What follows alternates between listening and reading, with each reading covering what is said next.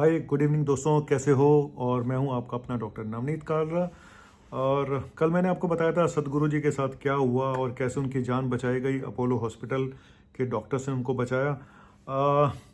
एक बात पहले मैं बताना चाहता हूं इस मामले में, और मैं सही बताऊं तो दिल से मैं ये बात आपको बताना चाहता हूं कि कुछ डॉक्टर कितने भी बड़े हो जाएं, कितने डाउन टू अर्थ होते हैं और अपने ज़मीन पे रहते हैं। इसका जीता जागता एग्जाम्पल हैं डॉक्टर सुधीर त्यागी, जो कि इतने बड़े सीनियर, मेरे से भी 3 साल 4 साल सीनियर हैं, और अपोलो में तब से हैं जब से मैं दिल्ली में हूँ, और न्यूरो सर्जन हैं। और मैंने आपको कल बताया था कि मैं पता लगाने की कोशिश करूँगा, तो मैंने उनको व्हाट्सएप पे, हालांकि मेरी उनसे कई सालों से बात नहीं हुई है, मैंने व्हाट्सएप पे उनको मैसेज किया, सिर्फ हेलो लिख के, और मैं आपसे बात करना चाहता हूँ। अभी करीब शाम को, अभी करीब मेरे ख्याल से 7:45 के आसपास उनका कॉल आया मेरे पास कि कैसे हो नवनीत, क्या हाल है। और मुझे इतनी खुशी हुई कि एक इंसान, वो उस समय गुवाहाटी में थे जब सदगुरु जी को अपोलो में डायग्नोस किया गया। डायग्नोस डॉक्टर विनीत सूरी ने किया था, जो न्यूरोलॉजिस्ट हैं। तो उन्होंने वहाँ पे कॉल किया इनके पास, क्योंकि ये काफ़ी सीनियर न्यूरो सर्जन है। तो इनको बुलाया गया वहाँ से, और वहाँ पे आके तो इनकी टीम ने ऑपरेट किया। तो इतनी व्यस्त होने के बाद भी, इतना बिजी होने के बाद भी, उन्होंने मुझे कॉल करके बात करी और सारी चीज़ें पूछी। और सच बताऊँ तो उनको ये भी नहीं पता था मैं यूट्यूबर हूँ। तो मैंने उनको सारी बात उनसे पूछी, डिटेल जानी, और मैं सच में दिल से थैंक यू बोलना चाहता हूँ। और डॉक्टर सुधीर त्यागी आज के डेट में भी अपने गांव में जाके प्रैक्टिस करते हैं। मेरठ के गांव के रहने वाले हैं। आज की डेट में भी वो शायद हफ्ते में एक दिन ओपीडी करने जाते हैं अपने गांव में। कितने सालों से वो कर रहे हैं। तो थैंक यू डॉक्टर सुधीर त्यागी। मैं तो सही में आपके जैसा बनना मैं नहीं बन पाया पूरी तरह से, लेकिन फिर भी चलिए अब बताता हूँ आपको कि आखिर सदगुरु जी के साथ ये सब हुआ क्यों। ये जो उनके साथ हुआ था, मैंने पहले भी कल भी बताया था, सब ड्यूरल हिमेटोमा। सब ड्यूरल हिमेटोमा मतलब कि स्कल और ब्रेन के बीच में ब्लीडिंग का हो जाना। आखिर उनके साथ क्यों हुआ, मैंने यही बात उनसे भी पूछी, डॉक्टर सुधीर त्यागी जी से भी, कि भाई ये तो इतने फिट थे, 65 साल 66 साल की उम्र थी, कोई बूढ़े भी नहीं थे जनरली। जो ये, और इस बात का भी पता मुझे चला है कि आखिर क्या रहा होगा इनके साथ, क्यों हुआ, इसकी भी बात बताऊंगा कि आखिर असली गुनाहगार क्या था, कौन थे जिसकी वजह से उनको ब्लीडिंग हुई।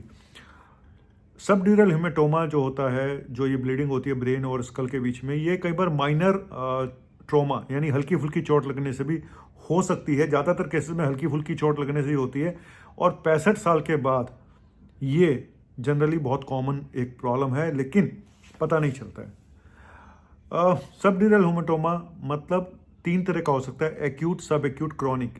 एक्यूट मतलब अचानक हुआ, मान लो कोई कार एक्सीडेंट हो गया और सीवियर ब्लीडिंग हो रही है और उसको नहीं चेक किया आपने, ठीक टाइम पे नहीं मिला, तो को पेशेंट कोमा में भी जा सकता है, डेथ भी हो सकती है। सबसे खतरनाक एक्यूट होता है। सब एक्यूट होता है कि चोट लगी उसके कुछ घंटे या कुछ हफ्तों के बाद, कुछ दिनों के बाद जाके वो बन रहा है, इसको बोलते हैं सब एक्यूट। ये उससे कम खतरनाक। सबसे कम खतरनाक होता है क्रॉनिक सबड्यूरल हेमेटोमा, मतलब आपको चोट लगी पेशेंट को, कोई सिम्टम ही नहीं है, और महीनों बाद जाके उनको सिम्टम आ रहे हैं, लेकिन वहाँ पे सिम्टम अलग तरह के होते हैं क्रॉनिक सबड्यूरल हेमेटोमा में। इसीलिए उसको पकड़ पाना बहुत मुश्किल होता है क्रॉनिक सबड्यूरल हेमेटोमा को। देखो, एक्यूट हेमेटोमा जो है, एक्यूट ब्लीडिंग जो ब्रेन और स्कल के बीच में होती है, उसमें तो सीवियर हेडेक, वॉमिटिंग, एक हाथ पैर का काम ना करना, पेशेंट का कोमा में चला जाना, इस तरह के सीजर आ जाना, फिट्स पड़ जाना, चक्कर आना, है ना, इस तरह के सिम्टम होते हैं, या दिखाई देने में प्रॉब्लम हो रही है, तो हेडेक वॉमिटिंग कॉमन होता है एक्यूट में। लेकिन क्रॉनिक जो हिमेटोमा होते हैं, जो जनरली ओल्ड एज में होते हैं और जो धीरे धीरे होते हैं, मल्टीपल ब्लीडिंग बार बार हो रही हैं लेकिन पता कुछ नहीं चल रहा, पेशेंट को हेडेक वॉमिटिंग नहीं होता है, पेशेंट की पर्सनैलिटी में चेंजेस आने शुरू हो जाते हैं, पेशेंट की याददाश्त चली जाती है, मेमोरी लॉस हो जाता है, तो ऐसा लगता है जैसे डिमेंशिया हो रहा है या ट्यूमर, कोई इस तरह की पिक्चर सामने आती है जैसे डिमेंशिया का पेशेंट है ना। लेकिन होता वो क्या है, क्रॉनिक सबड्यूरल हेमेटोमा। इसलिए हर डिमेंशिया, याददाश्त अगर कम होती है तो एक बार सीटी स्कैन, एमआरआई कराना बहुत ज़रूरी है, ये रूल आउट करने के लिए कि कोई, क्योंकि इनकी प्रोग्नोसिस बहुत अच्छी होती है। अगर आप ये पता चल जाए ना क्रॉनिक सबड्यूरल हेमेटोमा है, तो आप इसको निकाल कर सकते हैं, यहाँ छेद किया, बरोल किया और वहाँ से निकाल दिया, तो ठीक हो जाता है पेशेंट। जिसको आप डिमेंशिया डिमेंशिया करते जा रहे हो, डिमेंशिया वाला पेशेंट तो ठीक होता नहीं है, लेकिन ये पेशेंट डिमेंशिया नहीं था, इसको सबड्यूरल हेमेटोमा था, ये ठीक हो जाएगा। इसीलिए सीटी एमआरआई जरूरी होता है, एक बार तो जरूर कराना चाहिए। अच्छा, एक तो ये हो गया। अब रीज़न मैंने आपको बताया, एक तो ये रीज़न है कि ओल्ड एज में क्या होता है कि ब्रेन की सेल्स वीक होती जाती हैं और ब्रेन श्रिंक होता जाता है। तो ब्रेन श्रिंक होता है तो जो आपका स्कल है और ब्रेन के बीच में स्पेस ज़्यादा फैल जाता है और नसें काफ़ी स्ट्रेच हो जाती है, तो ब्लीडिंग होने के खतरे बढ़ जाते हैं। तो स्पॉन्टेनियस ब्लीडिंग भी हो सकती है ओल्ड एज में, नंबर 1।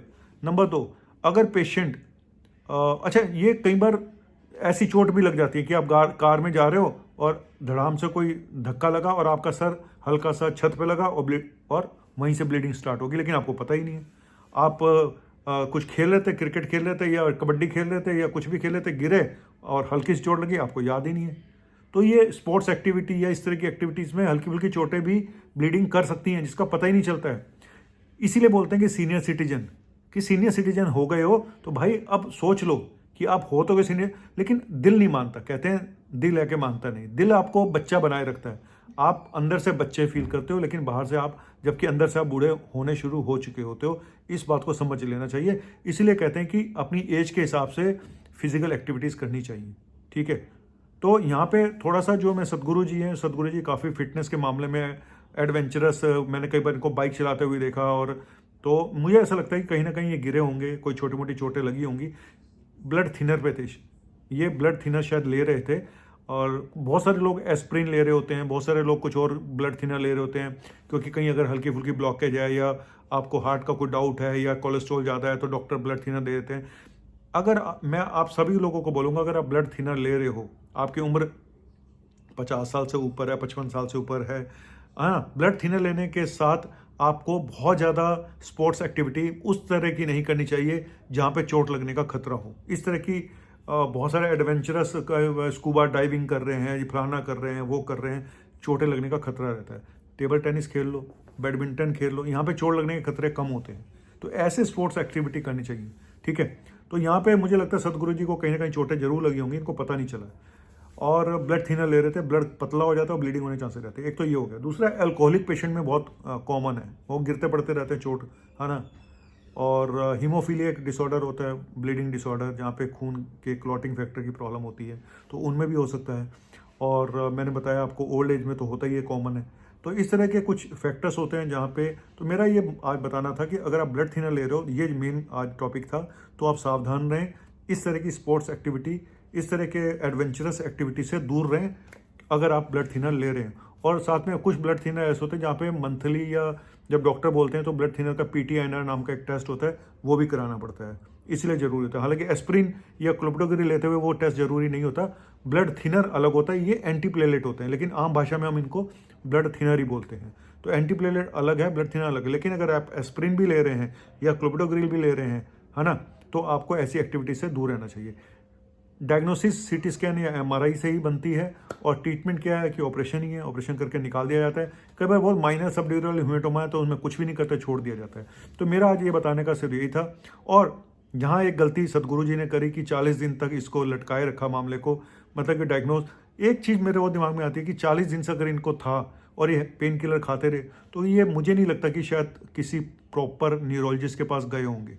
मुझे ऐसा लगता है कहीं ना कहीं ये सेल्फ ट्रीटमेंट, काम, ये ऑब्सेस्ड, जो काम के साथ ऑब्सेस्ड होता है ना, बहुत ज़्यादा पैशन में होता है, तो कई बार वो नेग्लेक्ट हो जाती हैं चीज़ें, हेल्थ के ऊपर असर आता ही है। जैसे इस केस में भी हुआ, सदगुरु जी ने अपने काम नहीं छोड़े, शिवरात्रि का वो जो फंक्शन था वो नहीं छोड़ा, उसके बाद भी काफ़ी सारे ये सब पेन किलर खा खा के काम करते रहे, जो कि एक अच्छी चीज़ नहीं थी। तो मैं अभी जब अगर मेरा वीडियो सदगुरु जी देखेंगे तो मैं सदगुरु जी से ज़रूर अपील करूँगा कि वो मैं एक बात बोलना चाहता हूँ, मैं कोई गुरु तो नहीं हूँ, मैं ये बोलता हूँ कि आपकी बॉडी तभी आपका साथ देगी जब आप अपनी बॉडी का साथ देते हो, समझे आप। अगर आप अपनी बॉडी का साथ नहीं देते हो, आप अपनी बॉडी की केयर नहीं करते हो, टाइम पे अपनी बॉडी का साथ देना सीख लो। बॉडी भी आपको तभी साथ देगी जब आप अपनी बॉडी का, अपने शरीर को साथ दोगे। यहाँ पे थोड़ी सी जो चूक हुई है, मुझे लगता है वो काम के चक्कर में या उस पैशन में जिसमें वो उनको धुन सवार रहती है, उसमें हुई है। तो चलिए, कहते हैं कि अंत भला तो सब भला, है ना, वो ठीक हो गए तो बहुत अच्छी बात है। और लेकिन आप लोगों से बोलूँगा कि अगर कोई भी सिम्टम आता है तो तुरंत डॉक्टर के पास जाएं। इस तरह से किस्मत अच्छी होती है, जो इतना लेट होके भी वो बच गए। हर एक की किस्मत इतनी अच्छी नहीं होती है। उनका इतना सूजन था। और ये भी बता दूं कि कॉम्प्लिकेशन क्या हो सकती है। कॉम्प्लिकेशन होता है कि ब्रेन हर्निएट कर जाता है, इतना प्रेशर पड़ता है कि ब्रेन ही निकल के दूसरी जगह चला जाता है, और भी कॉम्प्लिकेशन हो सकती है, पेशेंट कोमा में जा सकता है, डेथ भी हो सकती है। और ऑपरेशन की भी कुछ कॉम्प्लिकेशन कई बार हो जाती है, इन्फेक्शन ना हो जाए, ब्लीडिंग दोबारा ना हो जाए, और ये भी खतरा रहता है जिसको एक बार ब्लीडिंग होगी उसको दोबारा ब्लीडिंग होने का भी खतरा रहता है। तो खैर एनीवेज, और ऑपरेशन के बाद किसी को फिट्स भी पड़ सकते हैं, है ना, स्ट्रोक भी हो सकता है। तो ये सब चीज़ें तो एक रेयर वो हैं, लेकिन इसीलिए कहते हैं कि अंत भला तो सब भला, इनके साथ सब ठीक ठाक हो गया।